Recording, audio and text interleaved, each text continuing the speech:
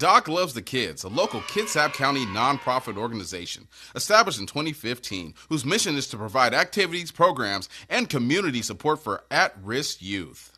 They put the U in community. Doc Loves the Kids.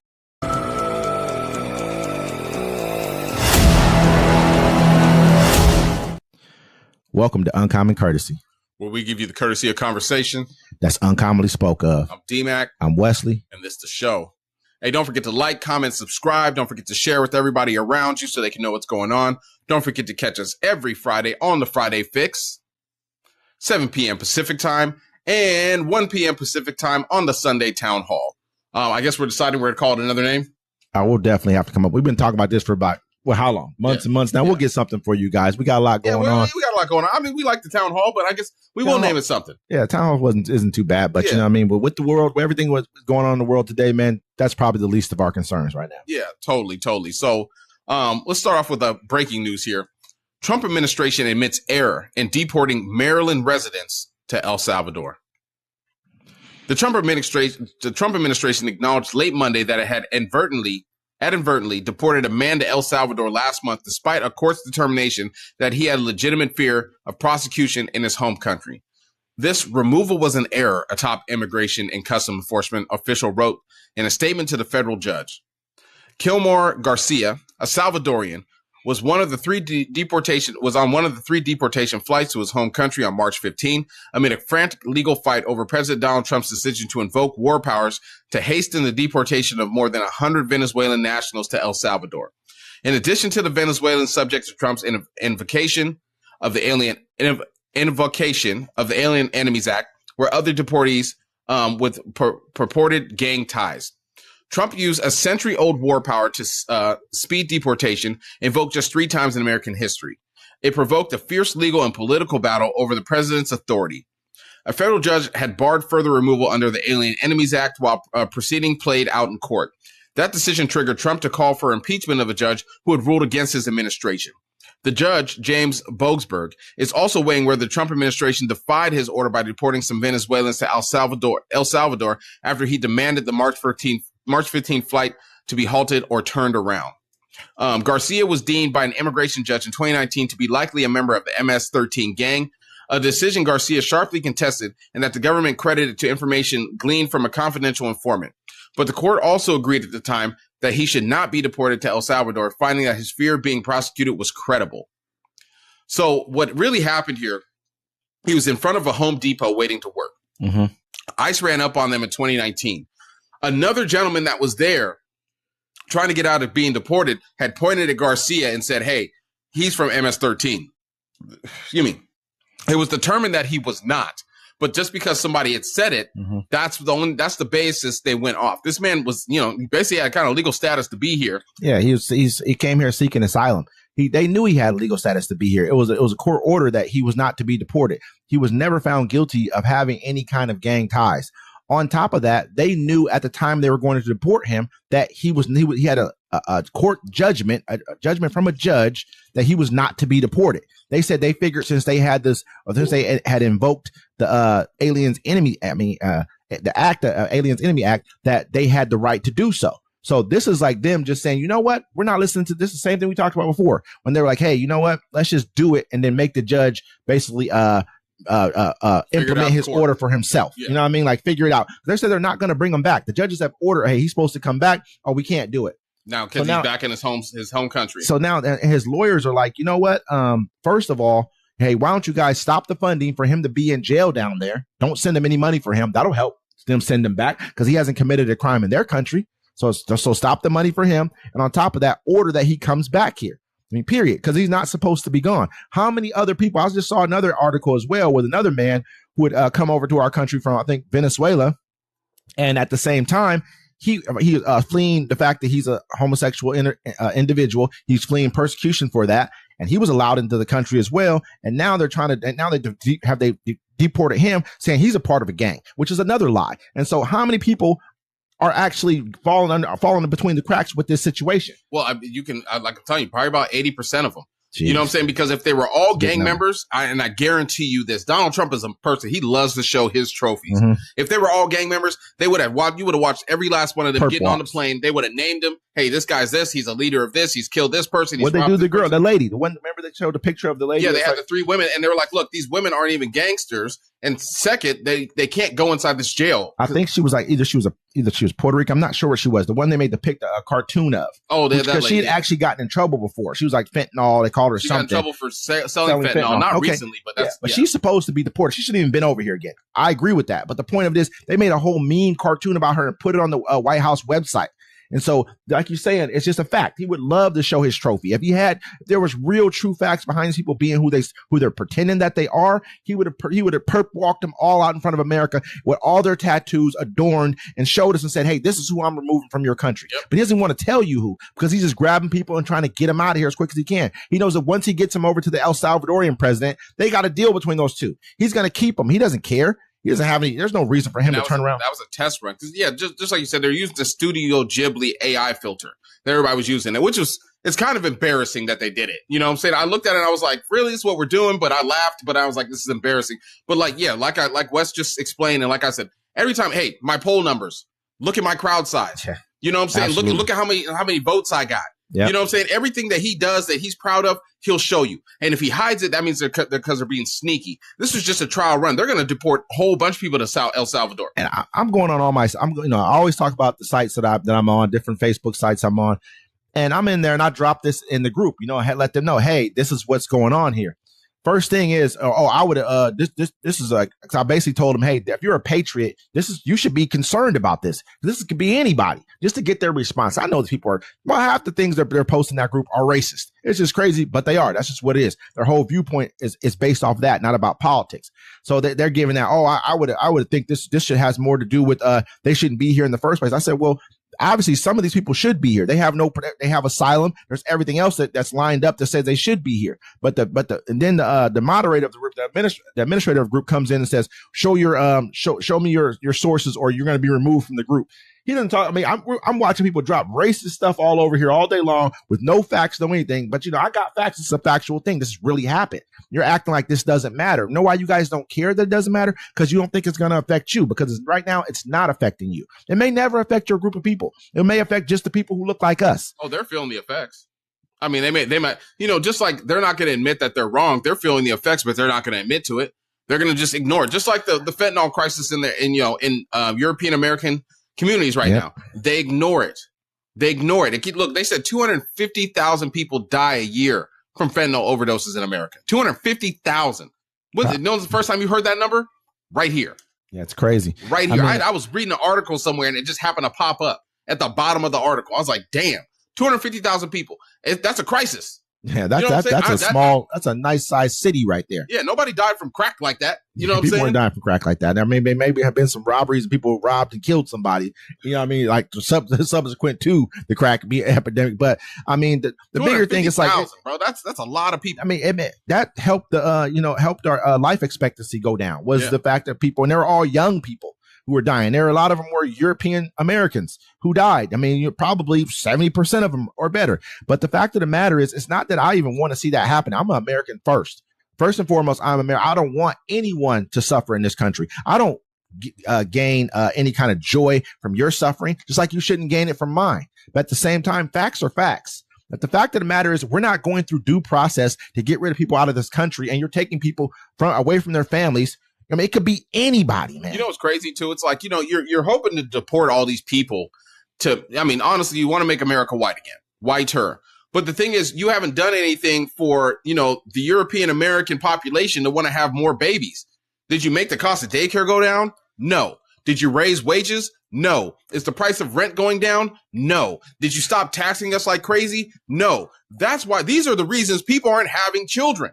Only people having children are people that are stupid and they can't afford the condoms. No way. And then you're taking that away from them because you're going to take away Section 8. You're going to take away food stamps. It's people who are, it's always normally people who have the most kids are from poor nations or poor neighborhoods. Things they ain't got nothing else to do but fuck. There's no such thing as white. I'm sorry to say it. There's just no such thing as that.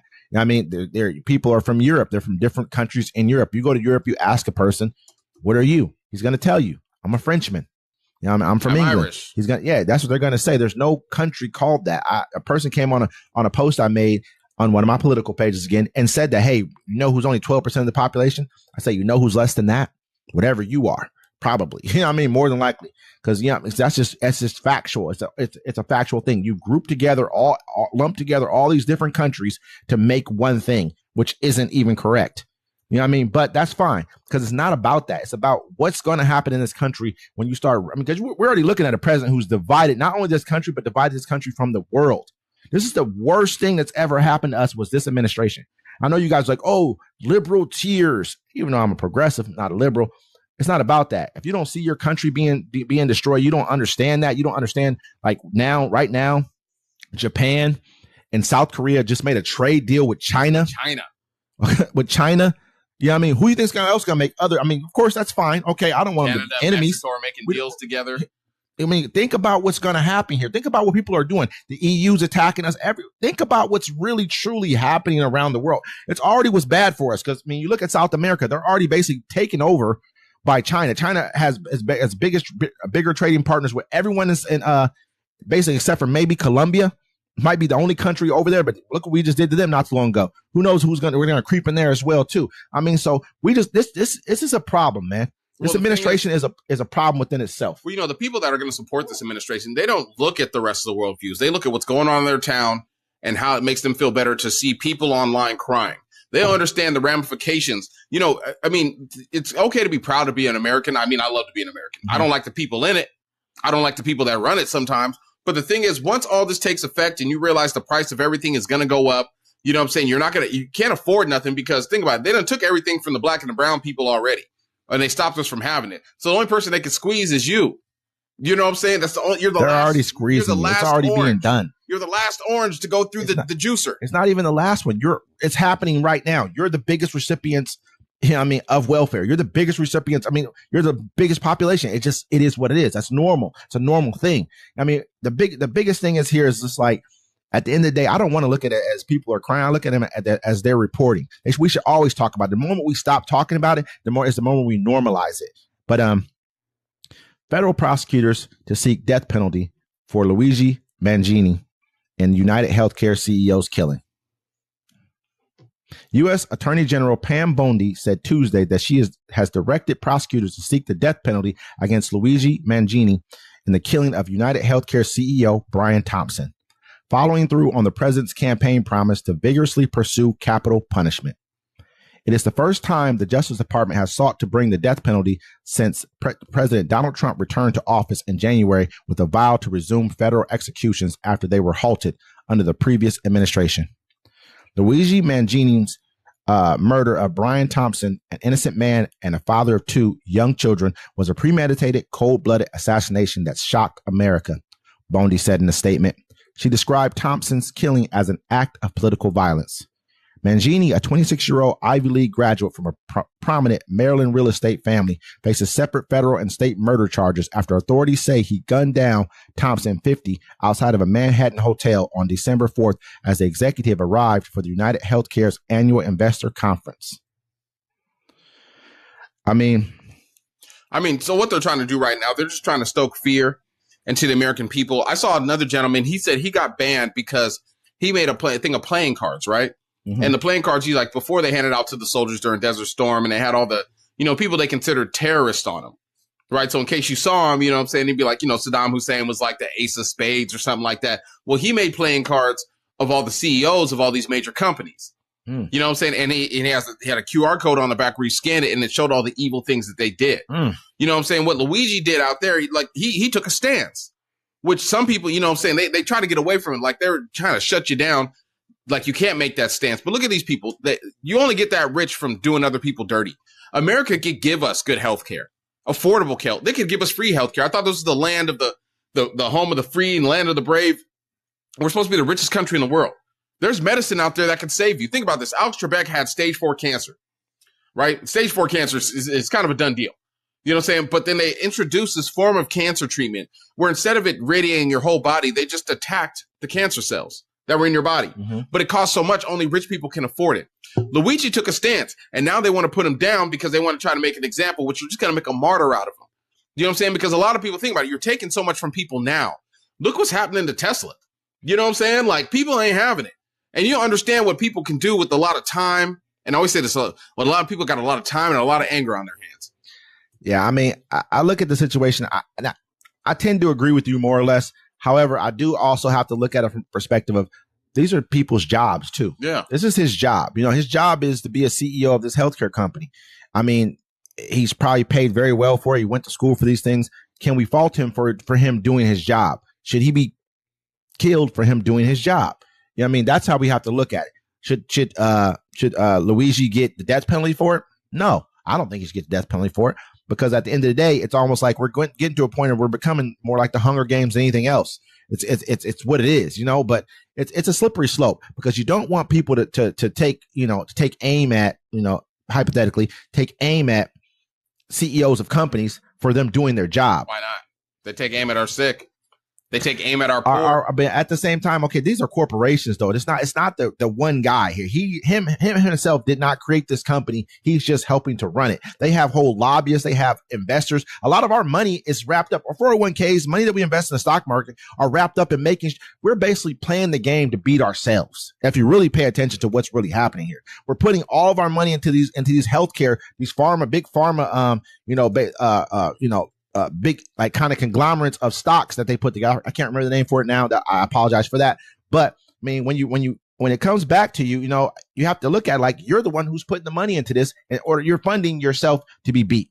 That's what's really happening here. So we can't be mad at him for that company saying, because we'd be more mad if our stock prices went down and we weren't doing as well on our 401ks. Yeah, our retirements weren't doing as well. You get upset when you walk by that one neighbor when you was a little kid. He'd always give everybody popsicles, right? Everybody. Mm-hmm. The moms, the dads, the kids, or whatever, great old guy, right? Then one day you walk past his house, you'd be like, hey, where's he at? Oh, man, he got sick. Is he okay? Nah, he died because he couldn't afford a medical treatment. You got an aunt, you got an uncle. Luigi had a family member. They got sick. They got denied. Think about it. You pay to your health insurance forever. You finally come, just like your car insurance. If you ain't got a good policy, you know what I'm saying? It's like health insurance. You go to use it, and you be like, yo, what's going on? I can't use this. But this is life and death. You can buy another car. You can't buy another life. I agree with you. I'm for universal health care. I'm 100%. I'm not talking about that end of it. That's us as a country. We need to come together and say, this is what we want. The healthcare companies, what they do is they lobby to say, I want to stay alive as a business. That's what they're doing. I mean, who wouldn't? Any business would do that. It's up to us as people, individuals, to say, you know what? We deserve, as a nation, universal health care. Our neighbors to the north have it. Most countries in Latin America got it. I mean, it's crazy. You got people who are way, way, way poorer than us who have it. And the argument is half the time from our own citizens is that, oh, we can't afford it, but we can afford never-ending wars. We can afford, to give corporate subsidies to corporations. We can afford everything else but to take care of our people and educate our people. And it's who a shame. The people saying that we can't afford it? Who are these people? I ain't never seen nobody around me saying we can't afford it. I've seen a lot of people say else. I've seen a lot of people. Tell you who it mostly is. People on the right. They say we can't afford it. You know why they say that? People say that because they don't want everyone else to have the same good health care they have. And they're poor. The people who are saying this stuff, they're from rural communities talking about we can't afford this. And half of their communities probably are on drugs. And they're probably seeing the blight of rural blight. That's what we call it that. You know what I'm saying? Let's say urban blight. Let's talk about rural blight. You go somewhere where the town's just basically dead and deceased.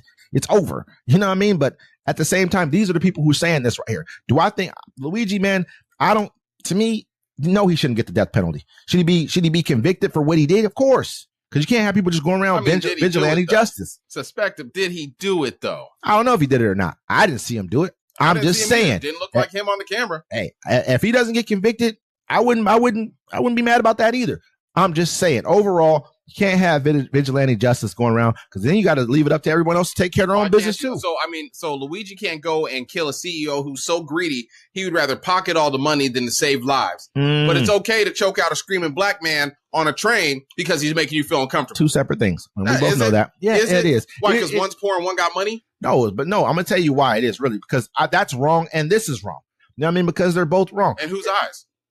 I'm not going to say everybody's eyes are wrong in, but you can't, I wouldn't ever advocate for choking out anybody on a train and killing them, especially not black men. Of course not, but anybody. And on top of that, I'm not going to advocate for whoever did shoot Brian Thompson or whatever his name was. I wouldn't advocate for them to go shoot him, because it's not just on him. He's just helping to run the company. You understand this company's worth billions. He's not dictating whether or not we get universal health care or not. He's just helping to run his particular company. He has lobbyists. I mean, they have there's layers and layers of people who help run this machine. He didn't invent the company. He didn't. One day he just probably did a good enough job. Like, hey, Brian, you cheated. You've got us enough billions. We're going to promote you to CEO. Why would a person to kill me if I got promoted to CEO? What if it was one of your family members that got promoted to CEO? That's not me saying I want Luigi convicted. It's me saying that I can understand from both perspectives. I'm just saying, bro, they kind of try to shut it down a little bit. The only thing that saved the whole situation from getting a little crazier is because we had the election right after that. Yep. Because people was like, remember, people was getting fired. They was like, deny, or what was it? Something deny, or delay, deny, something. I forget what it was. That. But look at now, people are taking their anger out on, Tesla and stuff because. Let me just say, on top of that too, though, these people are doing this to basically say, you know what? Now you bet not do it again. Yeah, this is what this is about. Exactly what it is. This is a point at us like, hey, oh yeah, you think you're going to kill one of us? We're with oligarchs around here. You're not ever going to touch us. If you touch us, we're killing anything that touches us. That's pretty much what this is. And I'm just saying, we should have kept on their necks and made them uncomfortable while they was out. They tried. They locked one lady. Remember, there was two different people. I think one person might threaten Trump or something. The other lady said something like, hey, yeah, you guys. Over the phone. She made it over the phone. She didn't even say that. She just said to deny whatever, delay, whatever it was. And they locked her up. The FBI came and put her in jail. We see who they protect around here. We see what's going on. Yeah. So Trump turns homelessness response towards forced treatment. Oh, excuse me. President Trump is vowing a new approach to getting homeless people off the streets by forcibly moving those living outside into large camps while mandating mental health and addictive treatments. An aggressive departure from the national's leading homelessness policy, which for decades had prioritized housing as the most effective way to combat the crisis.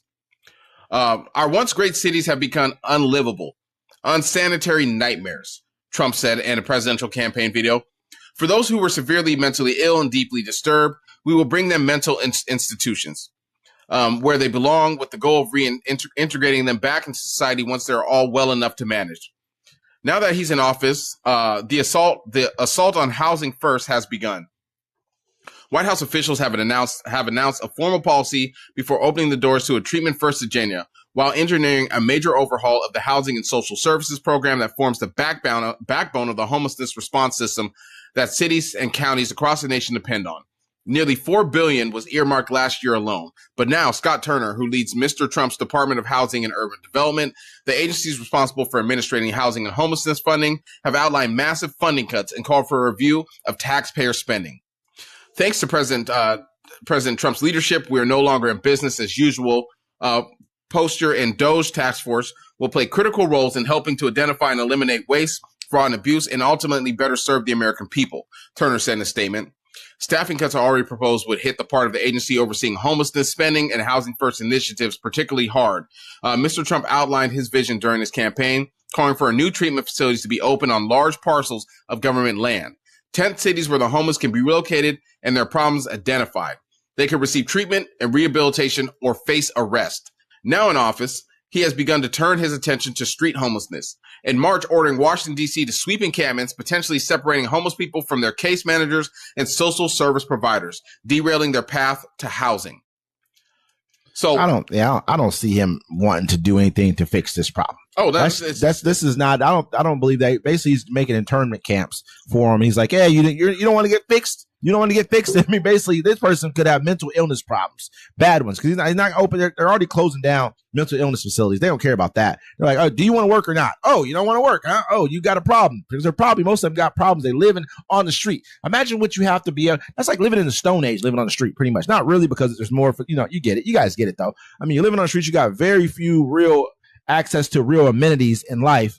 I mean, so these people probably have like mental health issues, drug issues. You don't just, if you don't get solved the first time with the drug issues, then you're just no good. Oh, there's no first time. You understand what he's saying here, right? First of all, it's illegal to be homeless. Yeah. And in America, period. It's illegal. So if you're homeless on the streets, they can arrest you. They don't want you to fill up the jail. Now they have the camps to do it. A lot of people that are homeless just can't bounce back from being homeless. You know what I'm saying? Like, oh man, you think about it. You miss 2 weeks of work. You have no leave, right? You already missed a month because of COVID. Now you miss 2 more weeks. You lose your job. You lose your job. You lose your house. right? You're sleeping in your car and you're ducking getting a repo because you probably got a car payment. Now that's why you're homeless, because you can't afford to bounce back. And so now they're going to round these people up. Yes, and yes, are there homeless people that have drug addictions and that are mentally ill? Yes, there are most of them. But there's a lot of people too that are just homeless because they can't afford to live nowhere. You know what I'm saying? So they're going to round you up, put you in a camp. They're going to force treatment on you if you need it or not. And if you don't take the treatment, then what? They're going to lock you up. They're going to lock you up, man. Pretty much. I mean, it's an attack on poor, the elderly, and let's put it at the end of the line, Black folks. And let's be real. I mean, even a large portion of this is, we have to look at it from this perspective as well. Like you said, attack on the poor. This is what he's been doing. Okay, so he takes away your Medicaid. This is what he's already talking about, planning on making massive cuts to Medicaid. You're poorer now. Social Security, you're even poorer than, you might lose your home because certain other cuts. Food benefits, losing. You know what I mean, now you got food benefits. Now you got to pay for your kids' school lunch. Now they want to make you pay for your kid to go to school. Oh, they're only going to do it based off of your income. So what? They're doing it based off of your income. You probably don't even own a house. Most people don't pay for school directly like that. Levies and things like that pay for schools, which I believe the federal government should be paying for school. Pre-K through 12, all the way through. That's just my personal feeling about them. All the way through college. But this is a direct attack on poor. He has done nothing to try and help poor people at all. Nothing. He hasn't even there has been no outreach to this, to not even just poor, working poor, middle class, upper middle class, because in reality, those classes are still poor. At the end of the day, we don't. Our the money doesn't stretch out as long as it used to, and so this right here, it's not scary because we saw it coming with the Supreme Court making the rulings that they made in Oregon. I think they made the same one down in Texas as well about being homeless is against the law. You can't sleep outside, or now you can be arrested for it. We saw this coming from a mile away. Yeah, and so it's highly sad what they're doing, but it's going to take for everybody just to stand up and say we've had enough, which it won't happen. You know what I'm saying? Because this is how they're going to do it. Because a lot of people are about to go homeless pretty soon. A lot of people. Yeah, a lot more. When you cut these programs, man, they just cut $500 million from food banks. That's like $50 million, like $10 million per state. You're letting disease ravage our country. You're letting the prices, everything going up. Something's going to have to give. And then by the time you guys are all ready to revolt and it actually affects you, it'll be too late because no one's going to have your back because everyone's going to be too hungry. He already said he doesn't care. He didn't want to hear about it. He didn't want to hear about what your problems are with your grocery prices. He didn't want to hear about none of that stuff. Foils up. Like, what are you talking about, man? We won't talk about that. We got other stuff to do. We're going to bring your prices up even higher. We're going to threaten GM and the rest of these car manufacturers to tell them, you better not raise the prices of your cars. Then go back and say, I don't care if they raise the prices of their cars, because he knows his policies are bad. They're flawed. This is why he keeps changing them on the fly, because he doesn't have a real plan. He has a concept of a plan. This is what we bought. This is what this country bought. A strong man. You guys, it's a weak man's mentality to ever think that a strong man is really a strong man when you know he's weak. He's showing you that he's weak. No, it's bully everything tactics. He does. You know what I'm saying? When you go out, it ain't even bully tactics. It's soft. You're not even a bully, because a real bully, a real man is going to see through a fake bully. He's a fake bully. Period. It's just bully tactics, bro. Because like a bully, he'll keep flinching on you. But once you flinch back, you'll be like, oh, whoa. And that's exactly what he's been doing with all these tariffs. That's what he's been doing with all these different tariffs that he's had. As soon as somebody flinched back, if you don't do this, I'll bomb you, Iran. If this doesn't happen, I'm going to make even bigger, tariffs against you, Canada. I'm going to do.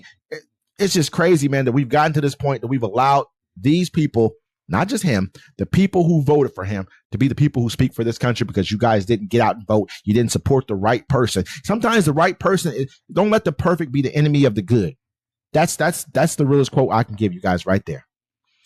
Tesla plunges 36% in the first quarter. Worst performance for any period since 2022.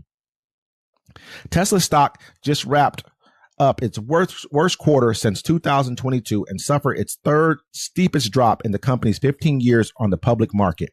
Shares of the electric vehicle maker plunged 36% in the first 3 months of this year. The last time Tesla had a worse stretch was at the end of 2022, when the stock cratered 54%. That quarter included CEO Elon Musk's sale of more than $22 billion worth of Tesla shares to finance his $44 billion acquisition of Twitter, later named X. On Friday, Musk said his artificial intelligence startup XAI has acquired X in a deal valuing the social media company at $33 billion. Tesla's first quarter wiped out over $460 billion in market cap. The majority of the quarter overlaps with Musk's time in the second Trump administration leading an effort to slash government spending and regulations and terminating tens of thousands of federal employees. Musk is leading what's known as the Department of Government Efficiency, or DOGE. As of Monday, the DOGE website claimed that through March 24th, the program had notched $140 billion in federal spending reductions, a number equal to less than 1/3 of Tesla's valuation loss in the first quarter. My Tesla stock and the stock of everyone who holds Tesla went roughly in half, Musk said Sunday at a rally he held in Green Bay, Wisconsin, to promote right-wing judge he's backing for the Tuesday state Supreme Court election. This is a very expensive job, is what I'm saying. Doge website contained numerous errors previously causing the group to revise its own claims about its savings, and many of Musk's allegations about waste, fraud, and abuse in the federal budget have been shown to be misleading or false. You know what? Wah, wah, wah. Oh no, my stock is down. Why are they doing this to me? I'm just a Nazi from South America or South Africa. I just came to America and I'm tearing up your country and taking away all your stuff. Why are you guys messing with me? Look here, bro. Let me tell you a little something about America, right? The one thing you don't want to do to Americans is get us together on something, brother. Now, look here. We're going to beef about some stuff, but when everybody don't like you because you mess with everybody, we're going to take our time out to ruin your life. This is what we do. We like misery. And you have us focused on you to make you miserable. So guess what? America United. Fuck Tesla, bitch. I hope that we stay on his neck through this. I mean, from here on out. Don't get me wrong. Tesla is an American car company based off the fact that he's created in America. He's now an American citizen, whatever the case may be. It's an American. I think they manufacture most of their vehicles here in America. I mean, the ones at least they sell here in America, they manufacture 100% of the cars they sell here. So it is an American company with people who do have jobs here. However, you decided to go against the American people. You told us that you felt like we were too stupid to do certain jobs. You let us know who you really are and how you really feel about this country. Do you still think we're stupid now? Which, that's your personal opinion. You can have whatever opinion you want. But I want everybody to stay on your neck because in reality, you're trying to ruin this country. You're trying to take this country and hand it over to the wealthy and the people who are racist because you're a blatant racist. It's been seen, it's been said. I've watched your X site. I've seen the agendas that you pushed. I know about you and Peter Thiel. Everyone does. Let's be honest here. We know who you are. So should you face a lot of pain? I don't want it to stop after this is over either. I want you to stay in the spotlight. You love the spotlight so much. You love to stand on stage with a chainsaw talking about you're taking people's jobs. You're angry. You're telling people, oh, this is unfair. People should not be attacking, not saying physically attacking your cars. I'm not saying I'm preaching that, but they should attack your stock. Of course they should. But you're mad because, oh, they shouldn't be doing this. These are evil people who are attacking my company, saying that people shouldn't buy Teslas and this, that, and the third. Well, you attack their jobs. You attack their livelihood, where they work, where they feed their kids, where they feed their families, where they can take a small vacation and make this life bearable for themselves. Because you felt it was funny. You made jokes about it, right? Now the joke's on you, man. That's what it boils down to, bro. He thought he was gonna be big. He thought he was like gonna come in. You've been hanging out with Donald Trump too long, bro. Trump could come over and say all that stuff, right? He ain't got no bit. Ain't nobody worried about Trump. Trump's still gonna have supporters. But you, sir, you're on the find out part of the FO. You know what I'm saying? Because you're out here talking crap. You're on X saying whatever you want to say, but you can be. You see it now. You can be touched. You can be hurt. This is what happens. You should have left well enough alone. You shouldn't have started coming in here thinking you could change things. And what he's doing is he's firing all these people and then he's hiring his own company and taking the contracts. You know what I'm saying? Look at what's going on in Europe. Look at what's going on in Europe. He's down. You're down across the world. Everyone is going against your cars. BYD, which is Build Your Dream, which is from China, which is an EV maker who just made a 5 to 8 minute fully rechargeable electric vehicle. They've overtaken you in sales. This is the first time they've ever done that. You remember you laughed about them. This is a company that was, this is when, what's his name? Berkshire Hathaway. I can't remember his name off the top of my head right now. I can see his name. I can see it, but they invested in this company. You know what I mean? And so, at the end of the day, you laughed about their vehicles and you're like, ha, ha, ha, these vehicles are crap, or they don't make have you seen their cars? This was some years ago. You laughed about it. Now they've overtaken you in sales, and that's probably not going to come back anytime soon. Those cars fly. And then they had to recall 46,000 Cybertrucks because, I watched the video of the one kid. He was just showing how weak it was made. He could rip the stuff off with his hands. Yeah. Yeah. And that's what's happening. He said parts of the metal are flying off. You know I what I'm mean, saying? and so this is going to be ongoing for you, man. And I have no sympathy for you because you laughed, you thought it was a joke to get rid of all these people's jobs. It was such fun for you. It was a great time. You thought you were somebody that you're not. I mean, don't get me wrong. You're a billionaire. You're a very intelligent person. You seem to be. You've taken several companies and made them a multi. I mean, you look at not only X, but you got a SpaceX. You got a bunch of different things going for yourself. But you attacked the wrong people. And you thought you could run around the world and do this to everyone else. You went to Europe and tried to do the same thing to them, and they got you the hell up out of there. And the people in here, they look like they're about to get you the hell up out of here too. Yep. You should have learned from what happened to Bud Light in America. You saw what happened. They put one person on a can, didn't even sell the can. Their stock went down 56%. And don't worry, they're gonna hold my beer on you too. And this is what you get. Go back to South Africa. This is America. We don't do that around here. And with that, ladies and gentlemen, this is Uncommon Courtesy. We'll see you next time.